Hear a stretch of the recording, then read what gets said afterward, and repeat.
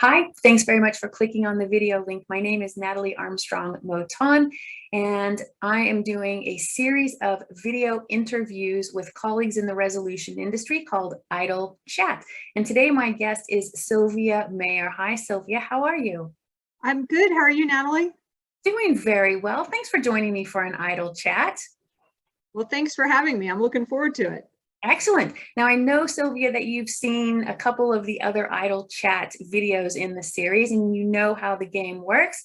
So there's about 120 questions here on the cards. We give them a shuffle and find out what it is you and I will be talking about today. All right, there we go. So, Miss Sylvia, the first card reads, ooh, this one's really good. What kind of nap is the best kind of nap? Oh, a weekend nap. Weekend nap.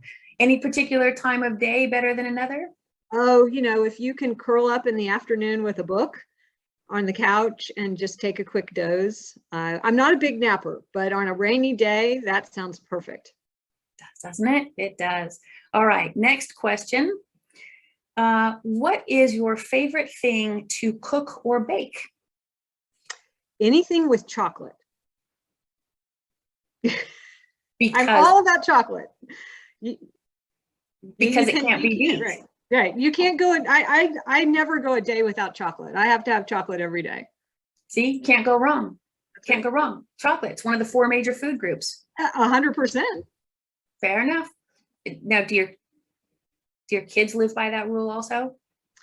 It's very interesting. All my kids like chocolate, but none of them are quite the chocoholic that I am. Exactly. It means more chocolate for me. Right. All right. Sylvia, do you have a good luck charm? Oh, what a great question.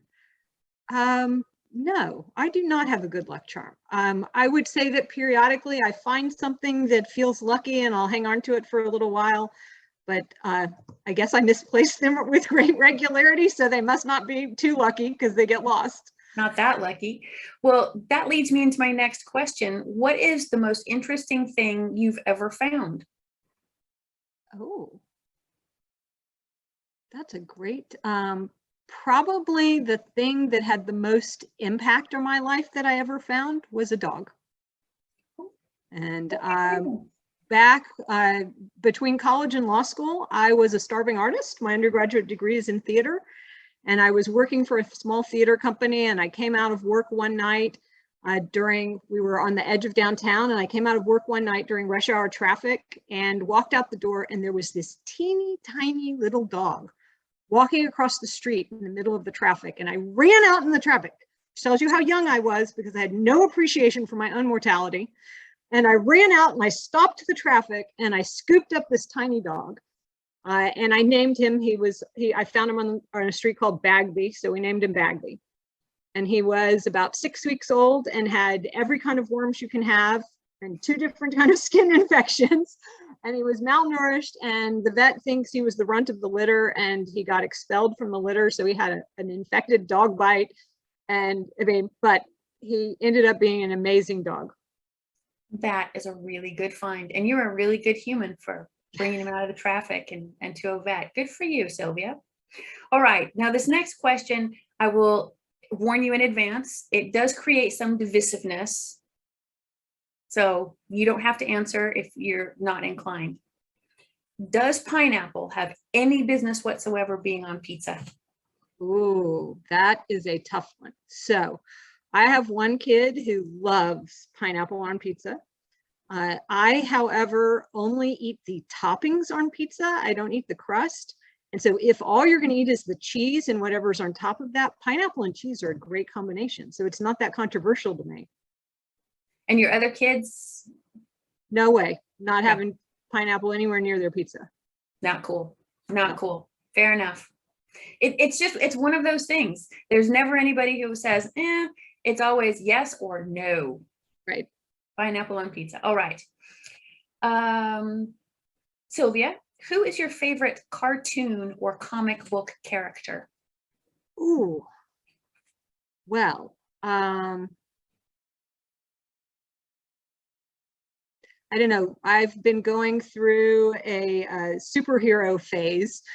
So we'll have to go with one of the superheroes. So off the cuff, I'll say, we'll say Spider-Man.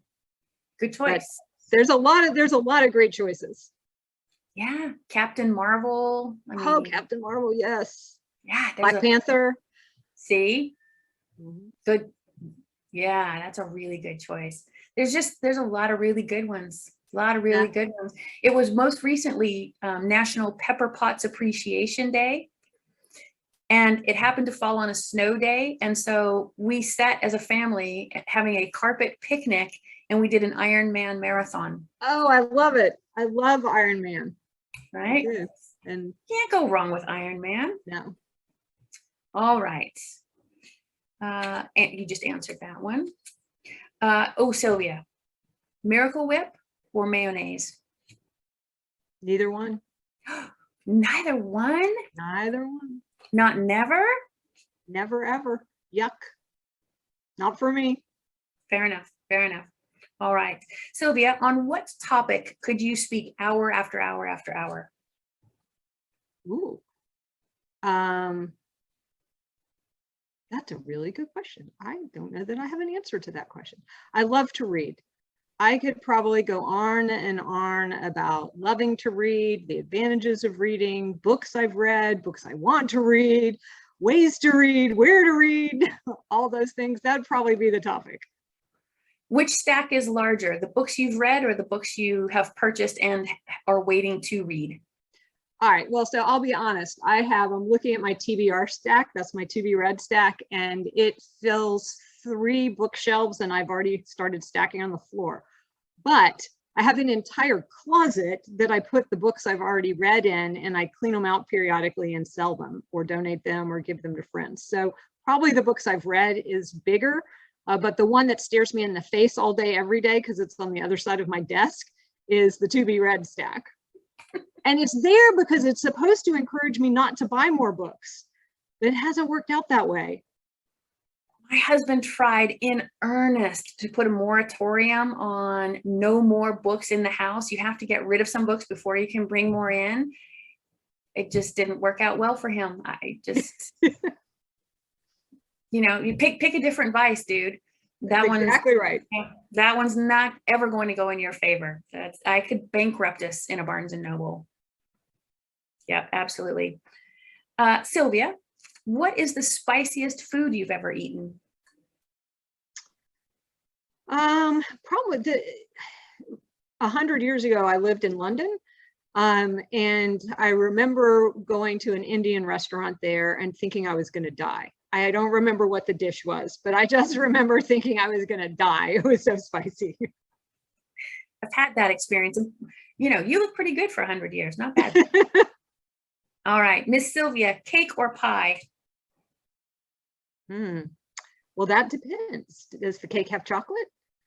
It's your cake. It can have anything. If it's my cake and it has a chocolate fudge icing, I am all about the icing. So I am there. If the cake does not involve any kind of chocolate icing filling kind of thing, and it's just cakey cake, but I don't like cake.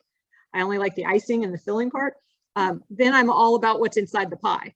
So is it an apple pie or is it a chocolate pie? Because I don't really like the crust either. I just eat the insides of the pie. It's very strange. Well, it's your pie. You can have it any way you want. But if there's chocolate involved, you default to the chocolate. It's wherever the chocolate is.